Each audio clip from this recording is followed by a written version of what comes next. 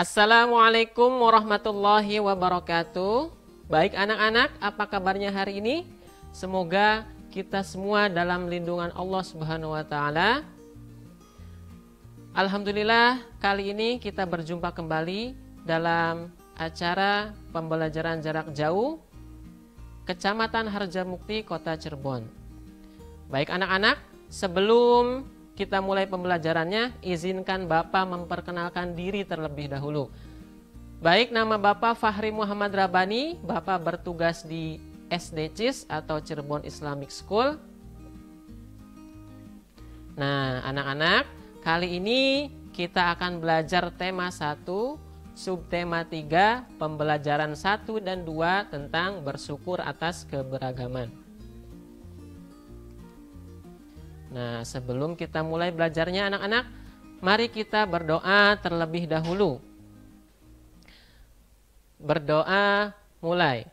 Bismillahirrahmanirrahim. Raditu billahi rabba wa bil islami dina wa bi Muhammadin nabiyya wa rasula. Rabbi zidni ilma warzuqni fahma.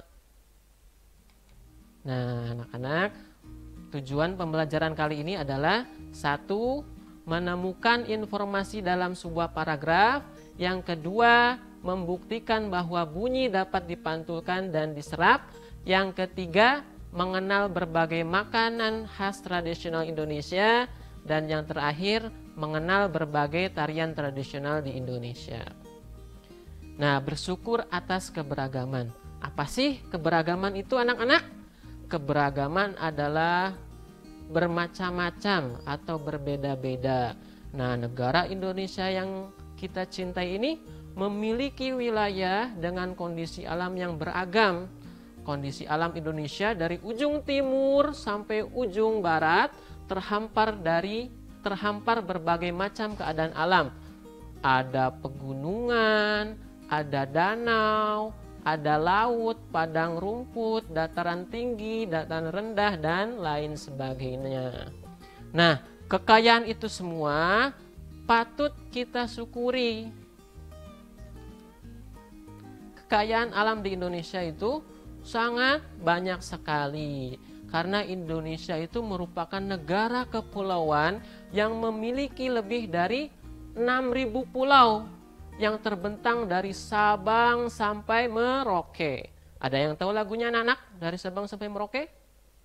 Ya. Dari Sabang sampai Merauke berjajar pulau-pulau, sambung menyambung menjadi satu, itulah Indonesia. Nah, itu dia lagu dari Sabang sampai Merauke. Nah, sebagai negara tropis, Indonesia mempunyai kekayaan alam yang beragam, terutama hasil rempah-rempah seperti kunyit, cabai, apalagi kelapa, kemiri, gula aren, dan lain sebagainya. Nah, karena keragaman rempah-rempah yang dimiliki, muncullah makanan tradisional yang khas. Nah, hampir setiap wilayah di Indonesia itu memiliki makanan khasnya masing-masing. Contohnya Cirebon. Ada yang tahu apa makanan khas kota Cirebon? Ya, makanan khas kota Cirebon salah satunya adalah apa itu namanya? Empal gentong, tahu gejrot, apalagi? Ya, dan lain sebagainya. Nah, ini dia anak-anak, makanan khas tradisional Indonesia di yang lainnya. Yang pertama ada gudeg dari Yogyakarta. Yang kedua kerak telur dari Jakarta. Yang ketiga ayam betutu dari Bali, empempe dari Palembang, rendang dari Padang, dan papeda dari Papua. Ini hanya contoh sedikit dari banyaknya makanan tradisional yang ada di Indonesia. Masih banyak makanan lainnya yang tidak tercatat di sini tentunya. Nah, anak-anak coba lihat di layar. Nah, ini adalah es palu butung. Kita akan membaca teks tentang es palu butung. Baik, kita baca bersama-sama anak-anak. Kota Makassar juga menjadi salah satu tujuan wisata yang menarik. Selain tempat wisata yang indah, Kota Makassar juga memiliki beragam makanan tradisional. Salah satu makanan tradisional yang menjadi andalan Kota Makassar adalah es palu butung. Makanan khas ini berbahan utama potongan pisang berbalut bubur sumsum. Palu butung biasanya disajikan dengan menambahkan parutan es di atasnya, sirup, pisang kepok, susu kental manis, dan yang utama menggunakan campuran bubur sumsum yang terdiri atas santan kelapa, tepung beras, daun pandan, dan gula pasir. Pada makanan tradisional ini ada perpaduan rasa antara manis dan asin. Es palu butung sangat tepat dikonsumsi pada siang hari atau menjelang sore hari. Sebagai pelepas dahaga, penampilan es palu butung hampir sama dengan es pisang hijau. Dan apa yang membedakan es palu butung? Menggunakan pisang yang sudah dikukus tanpa balutan tepung yang berwarna seperti es pisang hijau. Es palu butung bisa Anda temukan dengan mudah di setiap sudut Kota Makassar, terutama di restoran-restoran tradisional yang menyediakan makanan khas Kota Makassar. Untuk harga semangkuk es palu butung berkisar antara 10.000 sampai 20.000 per porsinya. Nah, itu dia anak-anak teks paragraf tentang es palu butung. Nah, anak-anak, setelah membaca teks tadi, mari kita temukan informasi dalam paragraf-paragraf tersebut. Nah, dari paragraf 1, apa kira-kira informasi yang kalian temukan? Ya, dari paragraf 1, kita tahu bahwa Kota Makassar memiliki beragam makanan tradisional. Salah satunya adalah apa? Es palu butung. Itu informasi dari paragraf ke-1. Yang kedua, nah ini informasi dari paragraf kedua. Es palu butung hampir sama dengan es pisang hijau. Hanya yang membedakannya adalah es palu butung menggunakan pisang yang sudah dikukus tanpa balutan tepung yang berwarna seperti es pisang hijau.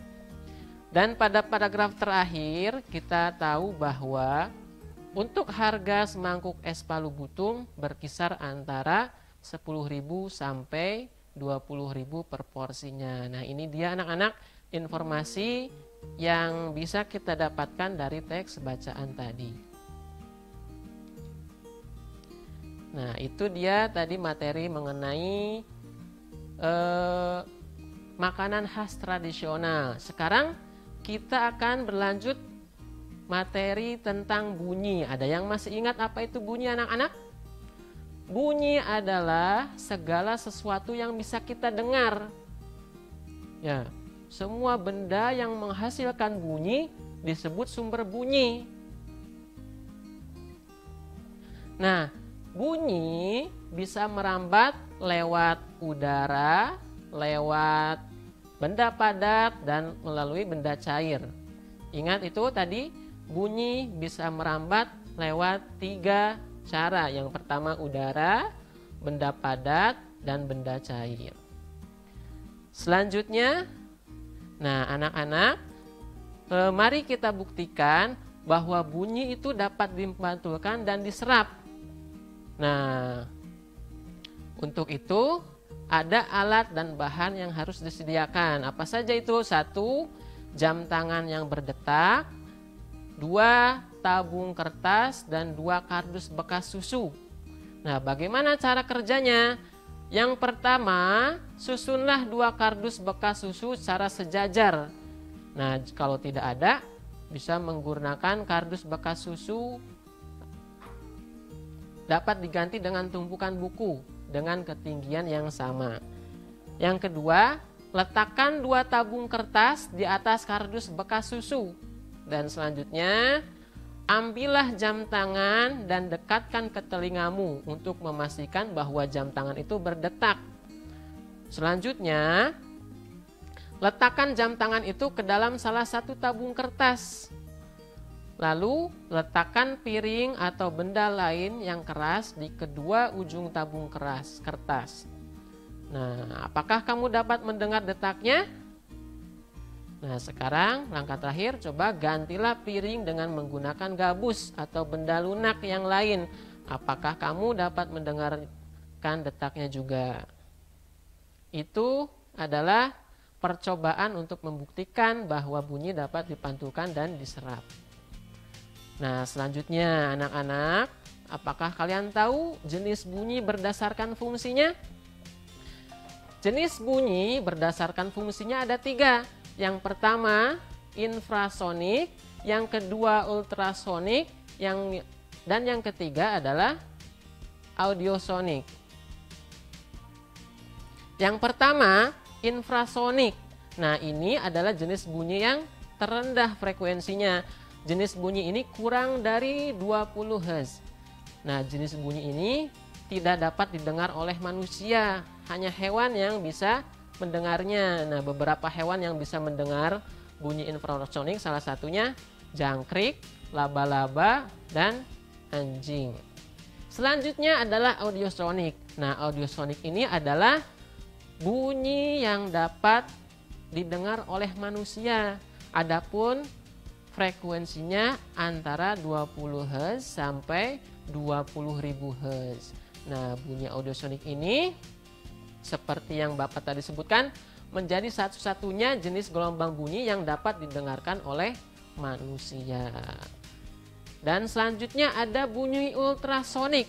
Nah, bunyi ultrasonik itu bunyi yang gelombang atau frekuensinya lebih dari 20.000 Hz. Nah, bunyi ultrasonik ini bisa didengar oleh hewan. Nah, tapi tidak semua hewan. Adapun hewan yang mampu mendengarkan bunyi ultrasonik adalah kelelawar, paus, dan lumba-lumba.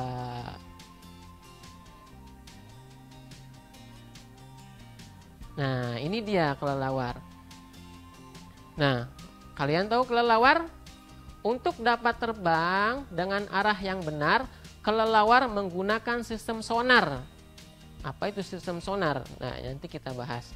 Kelelawar biasa berterbangan di tempat-tempat yang terpencil, tapi selalu mampu berbelok atau bahkan bermanuver dengan kecepatan sangat tinggi. Kelelawar jarang sekali menabrak dinding, gua, atau tembok di hadapannya. Nah, kelelawar. Nah, lalu apa hubungannya dengan bunyi tadi? Nah, kelelawar mengeluarkan bunyi frekuensi yang tinggi. Tadi jenis bunyi yang paling tinggi apa anak-anak? Jenis bunyi yang paling tinggi adalah ultrasonik, frekuensi yang tinggi. Nah, kelelawar mengeluarkan bunyi frekuensi yang tinggi sebanyak mungkin. Kemudian ia mendengarkan pantulan tersebut dengan pendengarannya yang tajam. Dengan cara itu, kelelawar dapat mengetahui benda-benda yang ada di sekitarnya, sehingga kelelawar dapat terbang pada saat keadaan gelap tanpa menabrak benda-benda di sekitarnya. Nah, ini dia anak-anak gambar ilustrasi tentang kelelawar yang memancarkan gelombang ultrasonik. Lalu mendengarkan pantulan suara menggunakan pendengaran yang tajam. Nah, ini juga gambar atau ilustrasi mengenai kelelawar yang sedang berburu mangsa. Pertama, kelelawar memancarkan gelombang ultrasonik, lalu ada pantulan. Nah, pantulan itulah yang digunakan atau didengar oleh kelelawar untuk menangkap targetnya. Nah, kita beralih tentang manusia itu makhluk sosial. Apakah kalian tahu apa artinya?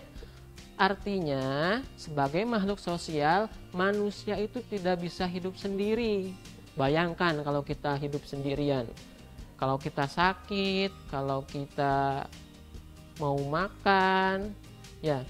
Artinya intinya kita sebagai manusia tidak bisa hidup sendiri. kita membutuhkan orang lain untuk memenuhi kehidupan kita.